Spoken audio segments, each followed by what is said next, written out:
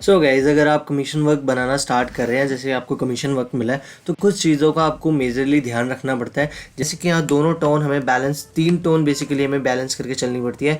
एक low tone, एक medium tone और एक थोड़ी सी darker tone. So hey good people, I hope you all are good. Welcome back to my channel. My name is Kanishk. I am an artist, also a travel vlogger.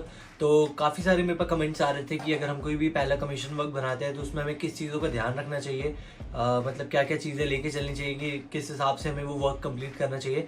तो अभी मैंने ये एक commission work ही बनाया है, तो इसी के बारे में ये पूरा आर्ट व्लॉग होने वाला है। मैंने पूरा डिस्क्राइब किया कि किन किन चीज़ों की आपको बेसिकली इनमें ध्यान रख के चलना है, कि कितना पेमेंट आपको मिल रहा है इस पर, और उस हिसाब से आपको कितना आपका हार्ड वर्क आपको पुट करना चाहिए इस आर्ट वर्क में। बेसिकली ये जो वर्क है ये चारकोल और पेंसिल है, चारकोल और पेंसिल दोनों का यूज़ किया हुआ मैंने इसमें। तो काफ़ी अमेजिंग ब्लॉग है, आपको मज़ा आएगा। मैंने अच्छे से डिस्क्राइब भी किया है पूरी डिटेल के साथ। तो ये ज़्यादा लॉन्ग ब्लॉग नहीं होगा, छोटा ब्लॉग है, तो आई होप आपको पसंद आएगा। और जिसने भी अभी तक चैनल को सब्सक्राइब नहीं किया तो जल्दी जाके सब्सक्राइब कर लीजिए, नीचे रेड कलर का बटन आ रहा होगा। और मुझे इंस्टाग्राम पे फॉलो करना मत भूलना, मैं वहाँ पे अपने आर्ट वर्क शोकेस करता हूँ, और एग्जीबिशन में जहाँ पे भी जाता हूँ सबसे पहले मैं वहाँ पे स्टोरी वगैरह, रील्स वगैरह पोस्ट कर देता हूँ। और अब हम आगे ब्लॉग कंटिन्यू करते हैं, how to make a commission art work.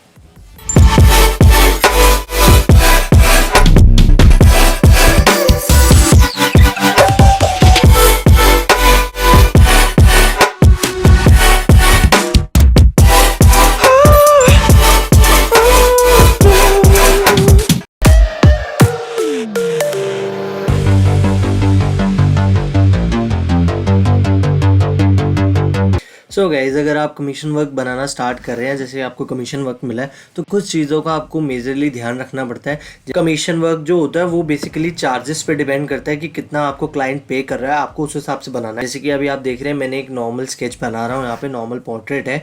ये भी मेरा कमीशन वर्क है, कमीशन वर्क मुझे मिला था। तो ये जो वर्क है ये चारकोल ऑन पेंसिल है। तो मैं आपको पूरा डिस्क्राइब करने वाला हूँ कि किस हिसाब से आपको कितना वर्क आपको करना चाहिए। और जैसे कि वर्क है ये मुझे अराउंड 25 या 3000 रुपीज़ इसके मुझे मिले थे, तो मैं उस हिसाब से इसमें काम करूँगा। अगर आपको जैसे वर्क के ज़्यादा चार्जेस मिलते हैं तो आप उतना ज़्यादा आप उसमें टाइम इन्वेस्ट कीजिए, उतना ज़्यादा अपना टैलेंट दिखाइए उस आर्ट वर्क में।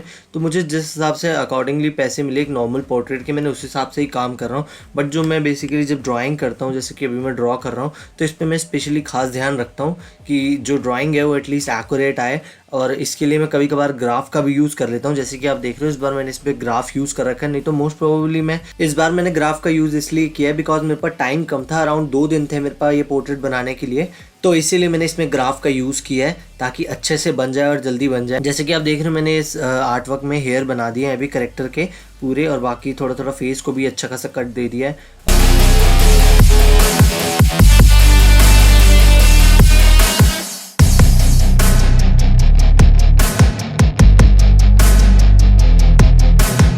अभी जो मैं पेंसिल का यूज़ कर रहा हूँ ये स्टेडलर की लेड वाली पेंसिल है, जो सिक्के वाली पेंसिल आती है स्टेडलर की, वो यूज़ कर रहा हूँ। ये 0.5 की है आई थिंक सो। जो ये नॉर्मल ड्राइंग अगर आपने ड्रॉ करना है तो उसके लिए बहुत बेस्ट रहती है, बहुत लाइट रहती है, मतलब ज़्यादा इम्प्रेशन नहीं छोड़ती शीट के ऊपर, आपकी शीट भी डैमेज नहीं होती। तो ये बहुत अच्छी पेंसिल है, तभी मैं इसका यूज़ करता हूँ ज़्यादातर। एंड अभी आप देख रहे हैं मैंने करते करते बॉडी का हल्का शेप देने लग गया हूँ। जैसे कि आप देख रहे हैं पूरे शोल्डर्स और यहाँ पूरा टॉप के ऊपर पूरा डिज़ाइन करने लग, और साथ में मैं बाल भी बना रहा हूँ साथ के साथ। और नीचे मैंने पूरे एक पहले फ्रेम बना लिया है कि जिस एक्यूरेट में आएगी, मैं साथ के साथ देख रहा हूँ और उस हिसाब से पूरा नोट डाउन कर रहा हूँ इसमें। और जैसे कि आप देख रहे हैं बीच में ये ब्लैक ब्लैक आपको कोई दिख रहा होगा इक्विपमेंट सा, वो एक रबड़ है, मोनो इरेजर करके आता है 0.5, और 2 साइज आते हैं, एक स्क्वायर वाला और एक राउंड वाला। तो मैं वो दोनों का यूज़ करता हूँ ताकि जो अगर गलती से कुछ मिटाना पड़े तो वो अच्छा इरेजर है तो अच्छे से मिटा देता है, ज़्यादा कुछ इम्प्रेशन रहता नहीं है शीट के ऊपर।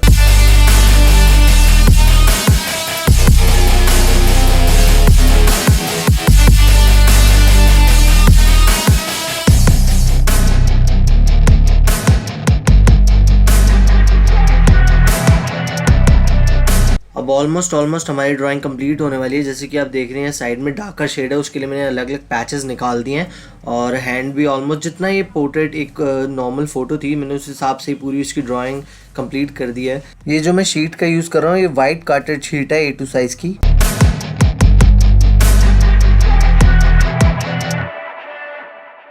और अब आप देख रहे होंगे ऑलमोस्ट बॉडी का एक पूरा लेआउट बाहर आ चुका है, आपको एक करेक्टर फील आ रही होगी पूरे करेक्टर की। जो ऑलमोस्ट हमारी ड्राइंग अब कंप्लीट हो चुकी है। इसके बाद मैं चारकोल का यूज़ करूँगा इसमें। तो अब हम चारकोल पे आ चुके हैं। बीच में एक क्लिप मिसप्लेस हो गई थी, तो मैंने यहाँ पे हेयर में और पूरे फेस का एक लुक कंप्लीट कर दिया, थोड़ा सा एक रफली टोन चढ़ा दिया इस पर। जो हेयर है मैंने स्टेडलर की 10B पेंसिल का यूज़ किया इसमें, चारकोल पेंसिल। तो उससे मैंने लाइट स्ट्रोक्स करके इसमें पूरे हेयर डिटेल कर दिए हैं। और जो चारकोल है, कैमलिन का चारकोल मैंने यूज़ किया है। नॉर्मल पेपर पे मैंने रब करके उसका जो पाउडर निकलता है, चूरा बना के कॉटन से उसको अप्लाई कर दिया है ओवरऑल बॉडी पे। जहाँ पर डार्क एरिया है, जैसे कि आप देख रहे होंगे टॉप की साइड में डार्क एरिया, तो मैंने हेयर्स के नीचे वहाँ पे मैंने पूरा डार्क चारकोल का यूज़ किया है। जैसे नेक के साइड में वहाँ पे भी डार्क चारकोल का यूज़ किया। बाकी जगह बॉडी बहुत लाइट है, तो उस एरिया में मैंने सारा लाइट चारकोल का यूज़ किया हुआ है। जैसे कि आप देख रहे हैं जहाँ जो टॉप के डार्कर पार्ट्स हैं, वहाँ पे भी मैं डार्क चारकोल का यूज़ कर रहा हूँ। कहीं कहीं मैं डायरेक्ट पेंसिल यूज़ कर रहा हूँ। ये एक लाइट 3 टोन पेंसिल्स आती है चारकोल वाली, एक लाइट टोन, डार्क टोन और एक मीडियम टोन होती है। तो तीनों पेंसिल का यूज़ करके मैं प्रॉपर डिटेलिंग देने की कोशिश कर रहा हूँ साथ के साथ। तो पहले आप ऊपर फेस के में काम कर लीजिए, तो कि अगर आप फेस में काम करते हैं तो वो आपका आर्टवर्क एक इंटरेस्टिंग लगने लग जाता है, और जो आपको काम करने के लिए और आगे इंस्पायर भी करता है कि जल्दी जल्दी काम ख़त्म करो। तो सबसे पहले मैं भी ये आपको सजेस्ट करूँगा, पहले आप फेस पे काम कंप्लीट कर लीजिए, उसके बाद नीचे के एरिया या बाकी बॉडी के एरिया पे आप जाइए। एंड जैसे कि यहाँ दोनों टोन हमें बैलेंस, 3 टोन बेसिकली हमें बैलेंस करके चलनी पड़ती है। एक लो टोन, एक मीडियम टोन और एक थोड़ी सी डार्कर टोन। तो जैसे कि आपको तीनों टोन दिख रही होगी पूरे टॉप के अंदर। स्टार्टिंग में आपको डार्कर टोन दिख रही होगी, बीच में मिडिल टोन, और लाइट में आते आते बिल्कुल थोड़ी सी लाइटर टोन आ रही होगी। तो ये डिपेंड करता है लाइट पे, जो लाइट का इफेक्ट आ रहा है पिक्चर में, तो वो कहाँ से आ रहा है। जैसे कि मेरी जो लाइट है ये फ्रंट साइड से पड़ रही है बिल्कुल।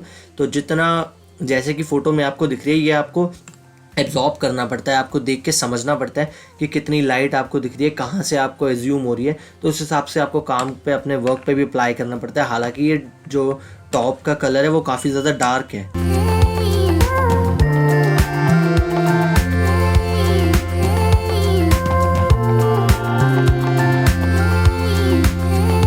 और चारकोल का आर्टवर्क बनाते हुए 2-3 चीज़ों को आपको खासकर ध्यान रखना पड़ता है। जैसे कि आपने देखा होगा, मैं बीच में एक स्टेम का भी यूज़ कर रहा हूँ। वाइट कलर की स्टेम्स आती हैं, तो वो जो चारकोल को स्प्रेड करने में ईजीली स्प्रेड कर देती हैं, और मतलब ज़्यादा पैचेस भी नहीं आते उसकी वजह से। तो मैं उसका यूज़ कर रहा हूँ। और एक आपने ग्रे सा देखा होगा मेरे हाथ में, ये चारकोल इरेज़र होता है एक तरह से। ये पूरा चारकोल अगर गलती से आपने थोड़ा ज़्यादा अप्लाई कर दिया है, तो ये स्पेशली तब काम आता है। ज़्यादा चारकोल जहाँ अप्लाई हुआ है वहाँ से आप इसको उठा सकते हैं, और एक अच्छा खासा लाइट टोन भी निकाल देता है। जैसे मतलब पर उस पर प्रेशर का आपको ध्यान रखना पड़ता है। अगर आपने ज़्यादा चारकोल लगाया तो ये पूरी थोड़ी सी शीट भी ख़राब कर सकता है, तो ध्यान से यूज़ करें।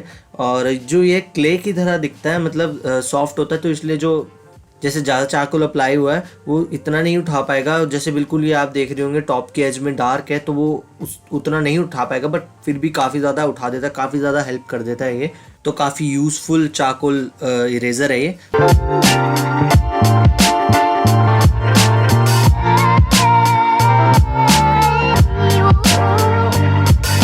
अब आप जैसे कि आप देख पा रहे हैं, जो ऑलमोस्ट हमारा पोर्ट्रेट जो है कंप्लीट होने वाला है। तो एक ये इनिशियल स्टेज पे आ चुका है। तो आप देख रहे होंगे पूरा हमने ड्रेस में भी अच्छे से एक टोन क्रिएट कर दिया, और बॉडी पे भी जिस हिसाब से लाइटिंग पड़ रही है उस हिसाब से मैंने क्रिएट कर दिया। एक्चुअली जो मुझे इमेज मिली थी इसकी, ये बहुत ज़्यादा पिक्सल फटे हुए थे, मतलब बहुत ही ज़्यादा बेकार इमेज क्वालिटी थी। तो इसलिए मैंने जिस अपने अकॉर्डिंगली जो जितना मैंने समझ के ड्रॉ कर पाया, मैंने अपनी स्किल से मैंने जितना डिफाइन कर पाया, तो मैंने उस हिसाब से अपने ये आर्ट वर्क की शेप निकाल दी।